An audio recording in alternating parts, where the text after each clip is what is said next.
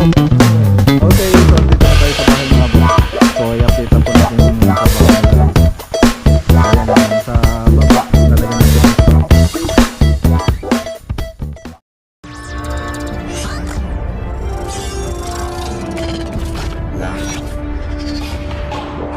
stock. Okay, magandang araw po sa inyong lahat mga boss. So good morning. Good morning po sa inyong lahat. Ayan o. Bali may lakad po tayo ngayon mga boss. Pupunta po tayo sa Burgos, Paniki Tarlac, yung susunod nating naka-line up na project. So i-3D model na po natin ito. Bali i-ready na po natin para magawa na po yung 3D animation nya. Pwede na rin po tayong mag-deliver ng materials doon, para pag natapos yung isang project natin, yung mga tropa natin pwede na natin ilagay doon. So ngayon, yun po yung pupuntahan natin ngayon. Tapos daan na rin tayo dito sa pinunta natin kahapon, yung partition. So i-update po natin. Tapos mag-deliver din po tayo ng cornisa. So kulang kasi ng cornisa yung dinala namin kahapon doon. Tapos bago tayo pupunta doon, punta muna tayo kay Buddy Noli. So magpasama po tayo sa kanya para may kasama tayong biyahe sa Burgos. Okay, so tara, samahan nyo muna kami mga boss. Let's go. Okay, dito na po tayo kay Buddy Noli. So daanan natin siya.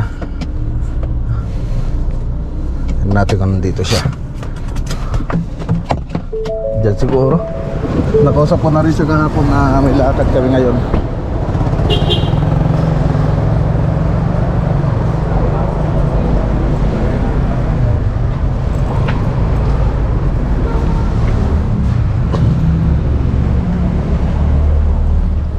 Buds!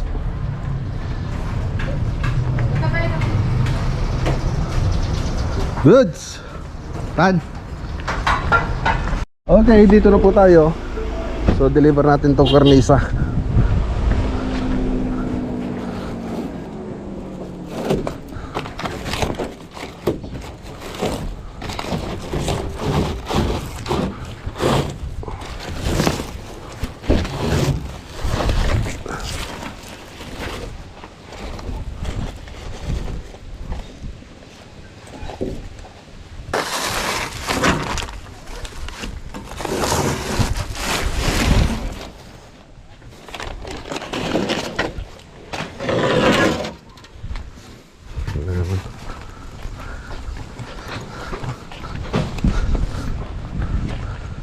Di nagastat tayo.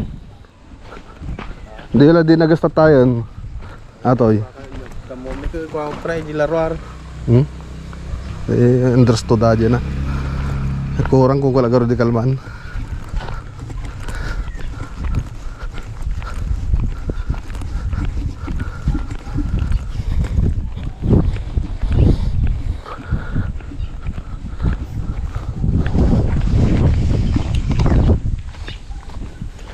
Okay. So tara, tingnan natin sa taas.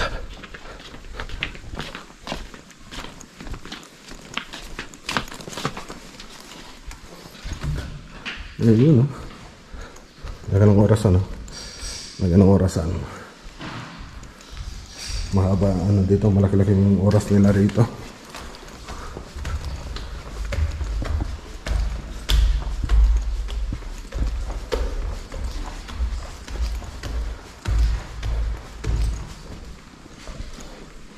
Ayos.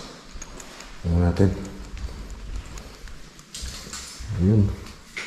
Okay na. Tatapos na ito mamaya. Masilya na lang. Masilya na lang tsaka kornisa.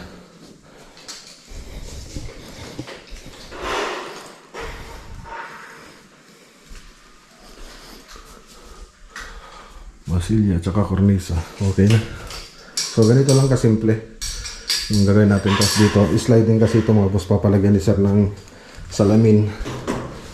So papalagyan ng salamin yan, sliding. Layo nga tayo para makita nyo. Yan o. So sliding na yan. Salamin siya. Tapos siyempre makukubaran din yung sa taas. Double walling. So pagkatapos nyan, masilya na tayo. Tapos yung kornisa ilalagay natin dito. Dudugtungan natin ito. Yan, para kompleto pa rin. Diyan, tsaka dito sa kabila. Ayan, oh. Okay. So, yan lang naman. Okay. So, ayan na nga, boss. Yun lang naman yung gagawin doon. Matatapos na mamaya. Ay, tita. Yun yung project namin, mga boss. Naging project namin dati. Yung bahay na yun. Ayun. Punta na tayo sa Burgos.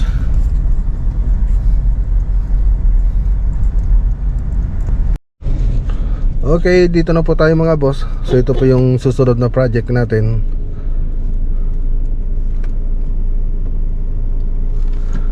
So, Sara.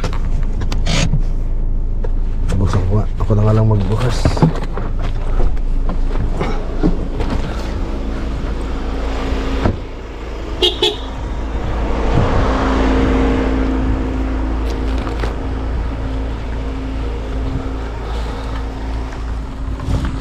Lisa, ayun na dan. Hello.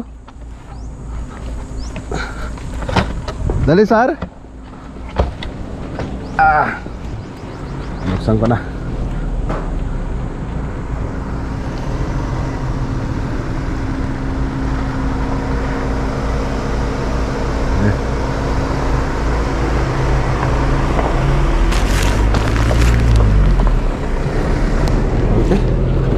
Sara muna natin.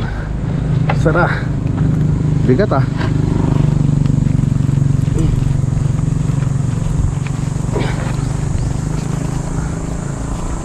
Okay, dito na po tayo.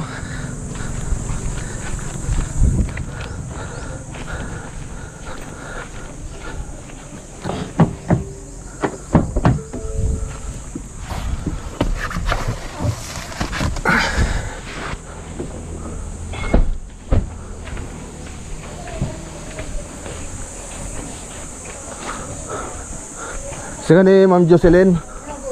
Oh. Oh, para sa iyo. Ang t-shirt na to. Thank you po. Sir. Tagay sa kayo ni Madam. Sige, sir. Sukatin mo na lang, sir. Nano na, sir? Sige. Sige. Tara, punta natin mga boss.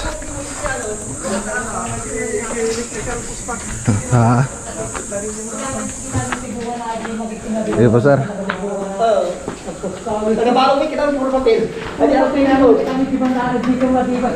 Yung paglalagyan ah.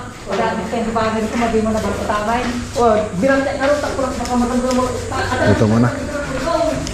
Good morning po.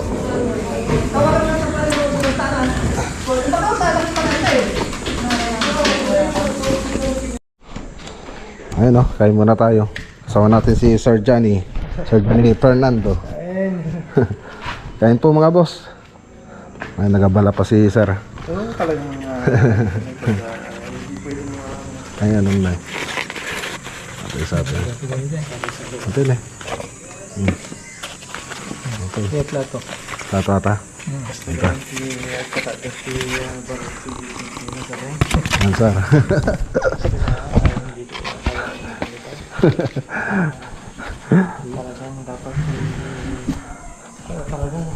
Stress. So Oh, yung kanin natin. Tan, Ma'am ano, Jocelyn. Ano tawag ko kanya, Ma'am? Ay, Ma'am o Sir? From the beginning, sa pinaka-na... Ito ka ito ka sa pinaka-ano sa baba. Ito ka ba? Dito na, dito sa wala. Dito na. Tama dito ka. Ayun o. Tapos na tayong mag 3D, gumawa ng 3D mga boss. So design na lang po yun. So ang sarap ng pagkain. So maraming salamat kay Sir Johnny Fernando. Ayun o, shout out. Ayan, ang bait. Ay, kay Ma'am Jocelyn. Thank you po. Hello. Thank you rin, ma'am. Sarap ng luto mo. Ayan, tao na.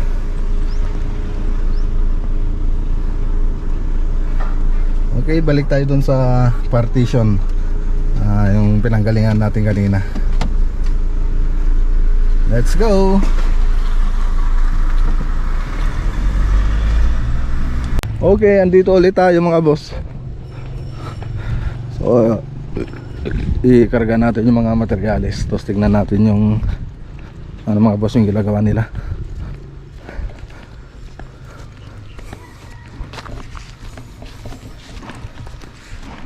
Yan o, shout out kay Sir Ruben Tomas.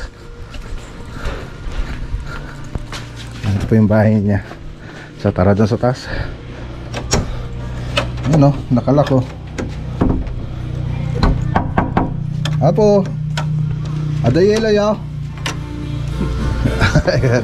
Lawada. Para magiging ito. Okay, so ayan mga boss oh. Halos patapos na. So masilya na lang. So kukubaran na lang nila itong mga gilid niya, mga edge niya. Tapos masilya. Tapos yung cornisa, ayun. Yun na lang lalagay dyan. Nasa na ilalagay. Okay. So mamaya tapos na to. So ito po yung kwarto. Master bedroom yata to. Ito yata yung master bedroom. Yung maluwang po siya. Tapos CR. Tapos dito may room din. Sa room, may room pa rin. Ito yun oh. Pero pwede kang lumabas dito sa kabila. Yan, pwede kang lumabas dito. Ayan oh. Okay. So maraming kwarto ito mga boss. Pasyalan ko pa sana. Ay, pakita ko sana sa inyo. Kaya lang may papatugtog. Makapiright tayo, makapiright. Okay. Okay, tara na mga boss. So si Badinoli. Ay, sama ka pa sa akin sa ano? Baljos? Ay, Santa Ines? Santa Ines. Oo. Ngayon. Oo. Sige. Okay. Nag-start na ba? Oo, nung nakaraan. Ay, punta muna tayo sa ano? Santa Ines. Santa Ines Project.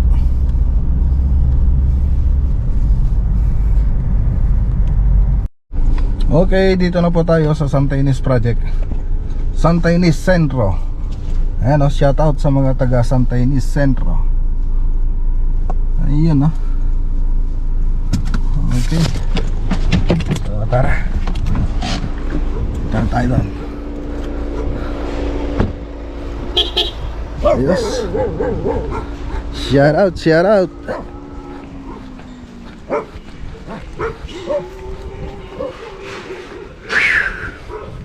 Ito rin sir. O, tuda sa mata ko. Ayun. Okay, update. Ayan o. Oh, bakit nakuha nyo kagad? Oh, ayos ah. Parang walang paling ah. Nanibago ako ngayon ah. Bakit walang paling? Tantan. Ah, wala lang paling ah. Wala lang paling ah. Nanibago nga ako sa'yo, Tantan ah. Dati, laging liko-liko. Bakit ngayon, diretso na. Ah, baka nialagnat ka. Ayan o. So dito yung bar counter mga boss. Bar counter. Tapos dito yung dining. Ayan o. Dining.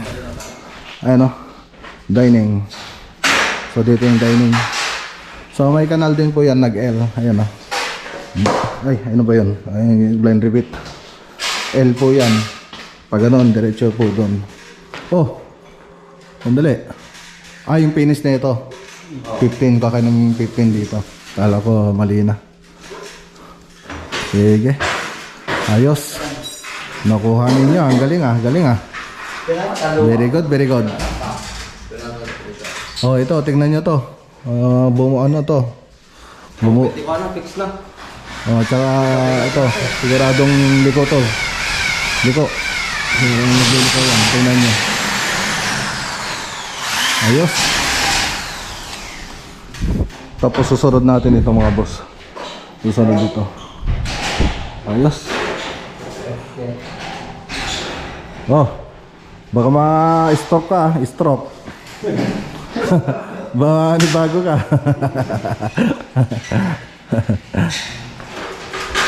Na-stroke na kasi dati yung mga boss. Si Brian. Ayos.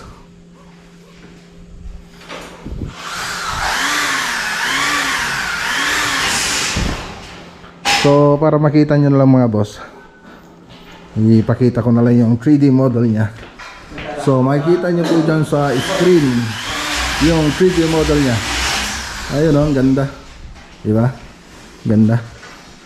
Tapos dito sa may living room, ayan o, medyo lalayo tayo mga boss. Ayan, layo tayo, ayan. So ayan, makikita po nyo dyan sa screen yung 3D model niya. Okay, so ganyan po yung mangyayari dyan mga boss. Elegante, elegante. Galing. Okay. Ayos, so pakita ko lang yung mga framing natin. So dito nag-framing kami, minus board. So magmamayinos board po tayo dyan. Yung ginamit naming gypsum board dito 9mm. So 9mm po yung space natin doon. So ilapit ko lang itong camera.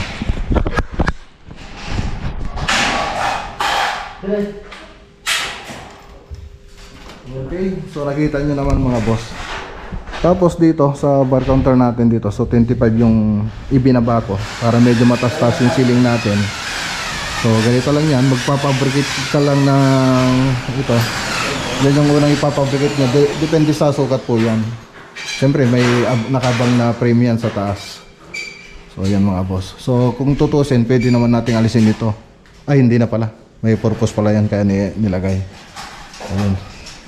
So yun, ganyan lang po yung framing niya. Tapos dun sa kanal natin, yung lalagay natin kanal. So ganito po yung framing niya. Ipakita ko na lang dun sa camera. Ayan o.